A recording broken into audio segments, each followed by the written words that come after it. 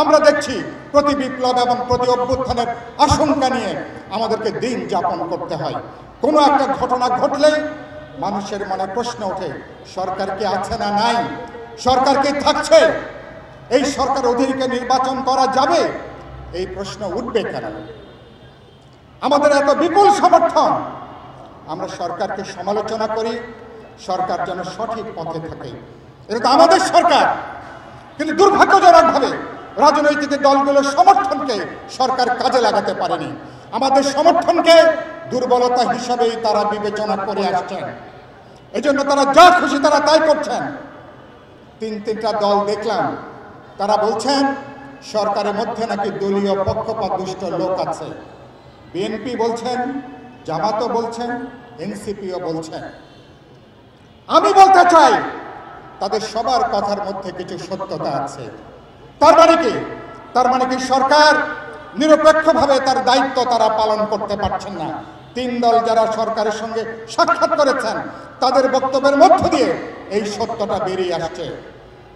সরকার চরিত্রের দিক থেকে একটা নিরপেক্ষ অন্তর্বর্তী সরকার, তাদের কোনো দলীয় পক্ষপাত থাকার কথা না, কোনো পক্ষপাত দুষ্টতা তাদের থাকার কথা না। অথচ আমরা দেখছি যে আজকে তাদের পক্ষপাত নিয়ে অভিযোগ উঠছে, সমালোচনা উঠছে।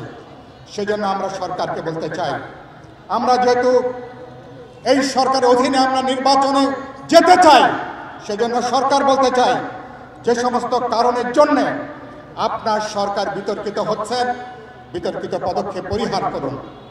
আমার চট্টগ্রাম বন্দর, আমার নৌবন্দরগুলো, বিভিন্ন বন্দর আপনারা উন্নত ব্যবস্থাপনার নাম করে বিদেশি কোম্পানির কাছে তুলে দেবেন। এই দায়িত্ব আপনাদেরকে কে দিয়েছে? রাজনৈতিক দলগুলোকে আপনাদেরকে দায়িত্ব দিয়েছে? আমরা কি আপনাদেরকে দায়িত্ব দিয়েছি? জনগণ কি আপনাদেরকে দায়িত্ব দিয়েছে? 54 বছরের একটা স্বাধীন দেশ যদি আমরা বন্দর ব্যবস্থাপনা করতে না পারি, যদি আমরা আমাদের সাধারণ বন্দর চালাতে না পারি, তাহলে এই সার্বভৌমত্বের স্বাধীনতার অর্থটা কি? আমরা পরিষ্কার করে বলতে চাই, বন্দরগুলো আমাদের পাইপলাইন। আমরা ব্যবস্থাপনার নাম করে কোনো বিদেশি বেনিয়া কোম্পানির কাছে কোনোভাবে আমাদের বন্দরকে কোনোভাবে আমরা তুলে দিতে পারি না। আপনারা সবাইকে রাজি আছেন এ ব্যাপারে? সরকারকে বলতে চাই, এই খেলা আপনারা বন্ধ করেন। এগুলো আপনাদের এজেন্ডা না, এগুলো আপনাদের কর্তব্য না। আপনারা অনেকগুলো এজেন্ডা হাজির করেছেন যেগুলো অন্তর্বর্তী সরকারের দায়িত্ব না। আমরা বলেছি সরকারের প্রধান 3টা কাজ। মুক্তিযুদ্ধের পরে সবচেয়ে বড় হত্যাকাণ্ড, তার বিচার চলছে। আমরা দেখতে চাই, মানুষ দেখতে চাই, বিচারটা জোরদার হবে, বিচার দৃশ্যমান হবে এবং বিচার কার্যকর হবে। একই সাথে আমরা দেখতে চাই, আমরা সংস্কারের ব্যাপারে যে আলোচনা করছি, আমরা 5ই জানুয়ারির পরে ঘুম থেকে জেগে উঠে আমরা সংস্কার এজেন্ডা হাজির করি নাই। বিপ্লবী ওয়ার্কার্স পার্টি আগে 10 বছর আগে গণতন্ত্র মঞ্চ বিএনপির সাথে আলোচনা করে আজ থেকে 3.5 বছর আগে 31 দফা আমরা প্রণয়ন করেছি। কেন করেছি? যে আমরা ভবিষ্যতে কোনো দল এবং কোনো ব্যক্তি ক্ষমতাকে ব্যবহার করে কেউ যেন জমিদারি তৈরি করতে না পারে, ক্ষমতাকে ব্যবহার করে কেউ যেন পত্তনি নেবার মতন করে ক্ষমতাকে কেউ যেন ব্যবহার করতে না পারে, কেউ যেন এটাকে ব্যক্তিগত পারিবারিক সম্পত্তি কেউ যেন ক্ষমতাকে বিবেচনা করতে না পারে। সেজন্য আমরা বলেছি কোন দল এবং কোন ব্যক্তি, আমরা বলেছি সেখানে কর্তৃত্ববাদের প্রধানমন্ত্রী কেন্দ্রিক যে গণতান্ত্রিক ক্ষমতা কাঠামো তার পরিবর্তন সহ আধুনিক গণতান্ত্রিক রাষ্ট্র নির্বাহী বিভাগের সাথে বিচার বিভাগ এবং আইন প্রণয়নী বিভাগ তার যে যৌক্তিক ভারসাম্য সেটাকে নিশ্চিত করবার জন্য একটা আধুনিক গণতান্ত্রিক, একটা বৈষম্যহীন, একটা সাম্যভিত্তিক রাষ্ট্র সরকার সংবিধান প্রতিষ্ঠা করবার যে লড়াই, সেই লড়াইটা বাস্তবে বিপ্লবী ওয়ার্কার্স পার্টি আমরা জারি রেখেছি। গণতন্ত্র মঞ্চ আছেন, আমাদের যুগপৎ আন্দোলনের সকল শরিকরা আছেন, সকল প্রগতিশীল দেশপ্রেমিক রাজনৈতিক দলগুলো আছেন। সবাইকে আমরা বলতে চাই, মেহরবানি করে আমরা এখন ফেব্রুয়ারি নির্বাচন, এটা আমাদের মধ্যে রাজনৈতিক বিতর্ক থাকবে, রাজনৈতিক প্রতিযোগিতা থাকবে, কিন্তু রাজনৈতিক বিতর্ক, রাজনৈতিক প্রতিযোগিতাকে মাঠ দখলের কোনো সহিংস তৎপরতায় এটাকে নেওয়া যাবে না। রাজনৈতিক প্রতিযোগিতাকে আপনি সেখানে চট দখলের মতন করে কোনো অঞ্চল, কোনো এলাকায় জবরদস্তি করবেন, সন্ত্রাসী মাফিয়া শক্তি দিয়ে আপনি জবরদস্তি কায়েম করবেন, এই ধরনের কোনো পরিস্থিতি নিশ্চয়ই আমরা দেখতে চাই না। সেজন্য বলতে চাই রাজনৈতিক দলগুলোকে, আমরা বিতর্ক করব, আলোচনা করব, তর্ক বিতর্ক করব, কিন্তু আমরা কখনোই আমরা পুরনো ফ্যাসিবাদী জমানার মতন রাজনৈতিক বিতর্ককে, রাজপথ দখলে সহিংস তৎপরতায় এটাকে আমরা পর্যবেসিত করব না। কারণ তাহলে পতিত ফ্যাসিবাদী শক্তি সহ যারা আমাদের এই পরিস্থিতি ব্যবহার করতে চান, যারা অভ্যুত্থানের বিরুদ্ধে, সরকারের বিরুদ্ধে, যারা আমাদের অর্জনের বিরুদ্ধে, যারা প্রতিনিয়ত যারা আমাদের অভ্যুত্থানকে যারা প্রতি অভ্যুত্থানে নিয়ে যেতে চান, তাদের জন্য জমিনটা তৈরি করে দেওয়া হবে। সেজন্য আমি বলতে চাই, মেহরবানি করে আমরা সবাই সেই দায়িত্বশীল আচরণ আমরা করব। আর ফেব্রুয়ারি মাসে জাতীয় নির্বাচন, বিপ্লবী ওয়ার্কার্স পার্টির দিক থেকে আমরা পরিষ্কার করে বলতে চাই, ফেব্রুয়ারি মাসে যে জাতীয় নির্বাচন, একই দিনে গণভোটের ব্যাপারেও আমরা একমত হয়েছি। সকল রাজনৈতিক দলগুলো। আমরা ইতিমধ্যে জুলাই সনদে স্বাক্ষর করেছি।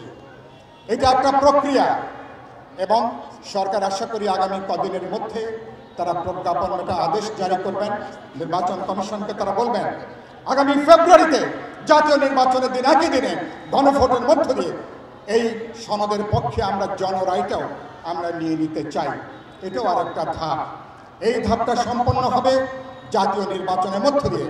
জনগণের ম্যান্ডেট, জনগণের নির্বাচিত জনপ্রতিনিধিরা আগামী পার্লামেন্টে, যে পার্লামেন্ট প্রথম কয়েকটা অধিবেশনে কনস্টিটিউয়েন্ট পাওয়ার হিসাবে যে পার্লামেন্ট কাজ করবে, যে পার্লামেন্ট আমরা গত 1 বছর ধরে যে আলাপ আলোচনা করছি, বাংলাদেশকে একটা গণতান্ত্রিক, জবাবদিহিমূলক, একটা দায়বদ্ধ রাষ্ট্র সরকারের দিকে নিয়ে যেতে পার্লামেন্ট সে ব্যাপারে সিদ্ধান্ত গ্রহণ করবে। সুতরাং আমি আশা করি এ ব্যাপারে রাজনৈতিক দলগুলোর মধ্যে আমরা আমাদের ঐক্যের জায়গাটাকে আমরা তৈরি করব। আমরা 2 নম্বর কথা হচ্ছে, আমরা ইতিমধ্যে সরকারকে বলতে চাই, আপনাদের নিরপেক্ষতা ইতিমধ্যে প্রশ্নবিদ্ধ। যেসব কারণে সরকারের নিরপেক্ষতা প্রশ্নবিদ্ধ, অনতিবিলম্বে আপনার উচিত হবে সেসব কর্মকাণ্ড থেকে নিজেদেরকে প্রত্যাহার করা।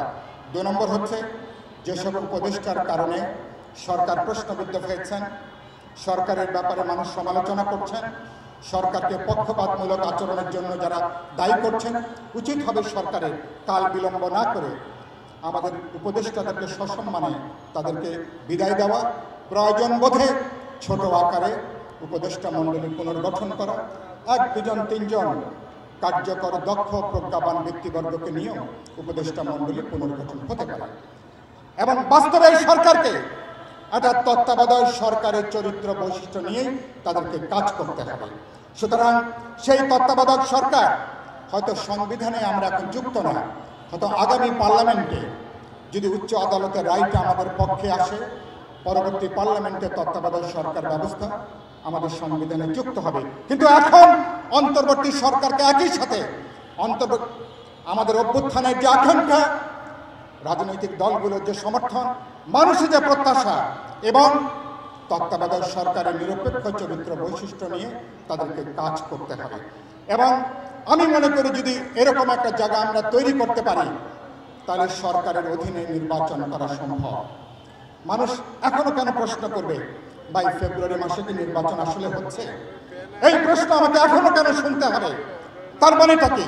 তার মানে এই কথার উত্তর হচ্ছে, সরকারের পলিটিক্যাল উইলটা সবচেয়ে গুরুত্বপূর্ণ। সরকার রাজনৈতিক সদিচ্ছা, এবং রাজনৈতিক সদিচ্ছা যদি থাকে, রাজনৈতিক দল, নির্বাচন কমিশন জনগণকে ঐক্যবদ্ধ করে তারা যদি সম্মিলিত উদ্যোগ গ্রহণ করেন, আমি মনে করি বাংলাদেশের আগামী জাতীয় নির্বাচনের মধ্য দিয়ে বাংলাদেশ নতুন ইতিহাস, নতুন একটা গণতান্ত্রিক অভিযাত্রার পথে আমরা হাঁটতে পারব। এবং এই সরকার নিয়ে নানা সমালোচনা আছে। সেদিন এক উপদেষ্টা আমাকে বললেন, আমাদের সরকারকে আপনারা কিভাবে মুক্তি দেবেন, আমাদের সরকার কিভাবে মুক্তি পাবে? আমি পরিষ্কার করে বলতে চাই, বিচার এবং সংস্কার এবং জুলাই সনদের যে প্রক্রিয়া আমরা অব্যাহত রেখেছি, গণভোট এবং জাতীয় নির্বাচনের মধ্য দিয়ে একটা অবাধ, নিরপেক্ষ, বিশ্বাসযোগ্য নির্বাচন করে সরকার যদি বেরিয়ে যেতে পারেন, তাহলে সরকার মুক্তি পাবে। এর বাইরে এই সরকারে মুক্তি পাওয়ার কিন্তু অন্য কোনো পথ নাই।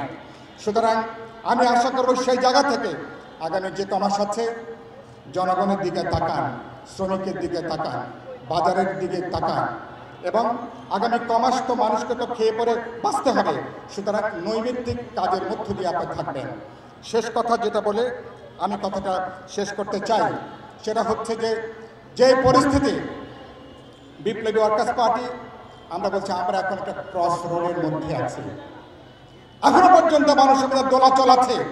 এখন কোনো রাজনৈতিক দল গুরুত্বপূর্ণ অংশীজনদের কোনো ধরনের কোনো হঠকারিতা আমাদের বিরাট বিপর্যয়ে নেমে আসতে পারে। সুতরাং কোনো দলের কোনো দলীয় এজেন্ডা নিয়ে বাস্তবায়ন করতে যে দেশ এবং জাতির বৃহত্তর যে স্বার্থ, গণতান্ত্রিক উত্তরণের যে প্রশ্ন, গণতান্ত্রিক ভবিষ্যতের যে প্রশ্ন, বিচার সংস্কারের ধারায় বাংলাদেশকে একবিংশ শতাব্দীর উপযোগী মানবিক গণতান্ত্রিক অসাম্প্রদায়িক একটা দায়বদ্ধ রাষ্ট্র সমাজ প্রতিষ্ঠার যে লক্ষ্য, কারো হঠকারিতায় এই লক্ষ্যকে কোনোভাবেই এটাকে নষ্ট হতে দেওয়া যাবে না। বিপ্লবী ওয়ার্কার্স পার্টি সেই লক্ষ্য নিয়ে আমরা কাজ করছি এবং সেই লক্ষ্য নিয়ে বিপ্লবী ওয়ার্কার্স পার্টি আমরা আশা করি সহি সালামতে ফেব্রুয়ারি নির্বাচন হবে। বিপ্লবী ওয়ার্কার্স পার্টি তার কোদাল মার্কা নিয়ে নির্বাচন অংশগ্রহণ করবে। 2008-এ আমাদের পার্টি নিবন্ধিত হয়েছে। 2008-এ আমরা 2008-এ নির্বাচন অংশ নিয়েছিলাম। 2018-তে বিপ্লবী ওয়ার্কার্স পার্টির কোদাল মার্কা আরও 6টা দল বাস্তবে বিপ্লবী ওয়ার্কার্স পার্টির কোদাল মার্কা নিয়ে অংশগ্রহণ করেছিলেন। এবারও বিপ্লবী ওয়ার্কার্স পার্টি অভ্যুত্থানের নেতৃত্বদায়ী এক রাজনৈতিক দল হিসাবে, দায়িত্বশীল রাজনৈতিক দল হিসাবে শ্রমিক, শ্রমজীবী, মেহনতি মানুষ, দেশপ্রেমিক মানুষের বিপ্লবী কণ্ঠস্বর হিসাবে এবারও বিপ্লবী ওয়ার্কার্স পার্টি তার সংগ্রামী নেতৃবৃন্দকে এবারও রাজপথের যে লড়াই, শ্রমিকের লড়াই, মজুরের লড়াই, কৃষকের লড়াই, ক্ষেত মজুরের লড়াই, নারীদের লড়াই, ছাত্রের লড়াই, যুবর লড়াই, পাশাপাশি সংসদের ভেতরে যে লড়াই, সেই লড়াইও পার্টি তার সংগ্রামী প্রতিনিধিদেরকে সংসদে পাঠাতে চায়। কোনো চোরাগোপ্তা কায়দায় না, জনগণের ভালোবাসা নিয়ে, জনগণের সমর্থন নিয়ে বিপ্লবী ওয়ার্কার্স পার্টি মার্কা হচ্ছে কোদাল। অনেকে প্রশ্ন করেন, ভাই কোদাল মার্কাটা কেন গ্রহণ করলেন? আমি অনেক সময় বলেছি, মায়ের পেট থেকে জন্ম নেওয়ার পরে আমাদের নারী পোপতার জন্য নাকি কোদাল লাগে, আর মানুষের মৃত্যুর পরে তো সেখানে কোদাল দিয়ে সেখানে কবর করতে হয়, শেষ যাত্রায় কোদাল লাগে। আর আকবর খান যেটা বললেন, 5000 বছর ধরে মানব জাতির সভ্যতার ইতিহাসে কোদাল হচ্ছে সবচেয়ে পুরনো সভ্যতার হাতিয়ার। এই কোদাল দিয়ে 5000 বছরে সারা দুনিয়াব্যাপী মানুষ সভ্য হয়েছে। মানুষ আজকে তার কৃষি আবাদ থেকে শুরু করে মানুষ তার অগ্রযাত্রা সাধন করেছে। আর কোদাল হচ্ছে শ্রমজীবী মেহনতি মানুষের প্রতীক। সেই কোদাল লড়াইয়ের প্রতি, মর্যাদার প্রতি, অধিকারের প্রতি। আর গত 53-54 বছরে আমাদের শাসকরা বাংলাদেশে যত আবর্জনা জমিয়েছে, তারা আমাদের শাসকরা যত ময়লা জমিয়েছে, কোদাল দিয়ে পরিষ্কার করা ছাড়া কোনোভাবে আবর্জনাকে পরিষ্কার করা যাবে না।